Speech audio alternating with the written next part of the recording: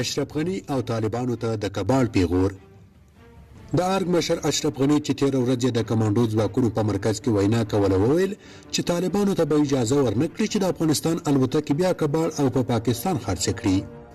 د نوموړي له دې خبرې را معلومه شوه چې دا ښاغلی یو مخ د معلوماتو له فقر سره مخامخ دی.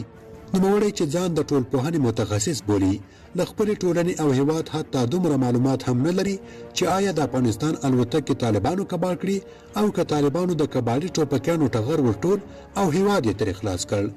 اشرف غني ته به ووایي چې طالبانو د افغانستان الوتکې نه دي کباړ کړي، اصلا افغانستان هغو خلکو کباړ کړ چې نن ټول ستا د مرستیالیانو، مشاورینو، وزیرانو او ملاتړو په حیث دندې اجرا کوي. د بیلګې په توګه د کابل ښار لویدیځه برخه د عبدالعلي مزاري او د هغه د ډلې لخوا کباړ شوه. هغه مزاري چې تاسو ورته د شهید وحدت ملي لقب ورکړ او هر کال یې د ویر لمانځلو لپاره رسمي پیغامونه صادروي.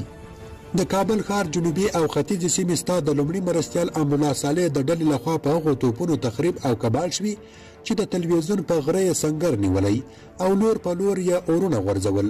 د کابل همدا سیمې د هغه دوستم د ملیشو لخوا لوټ او تالان شوي چې په تیرو ټاکنو کې ستا لومړنی مرستیال او څو ورځې وروسته به ستا په امضا رسما مارشال اعلان شي. د کابل په ختیځ کې د جنګلک کارخانې د سروبي او لتبند د برېښنا فابریکې د حکمتیار زرداد او نورو هغو کسانو لخوا کباړ شوي چې همدا اوس ستا میلمانه دي او ډیرو یې درته کمپاین چلاوه. ستا دغو کباړي ملاتړو د لتبند او سروبي د برېښنا فابریکو پرځي او سامان آلات د کباړ په پاکستاني سوداګرو خرڅ کړي وو. کله چې طالبانو کابل ونیو او ویلیدل چې د برېښنا د ماشینونو پرځي کباړیان وړي دي، د طالبانو د آب و برق وزیر ملا محمد عیسی په خپله پسې لاړ. په میاشتو د پیښور د کارخانو او د لاهور د کباړ په بازارونو کې ګرځېده ترڅو یې په ډبل قیمت بیرته هماغه پرځې را پیدا کړي چې ستا مقربینو او کمپاینرانو کباړ کړي وي، تر دې چې د طالبانو پر مهال بیرته په هماغو پرزو د برېښنا تولید پیل او کابل له 4 کلونو تیارو وروسته رڼا شو. د کندهار ښار لویدیځ ته له کوکران بیا د پنجوایي تر دوراهي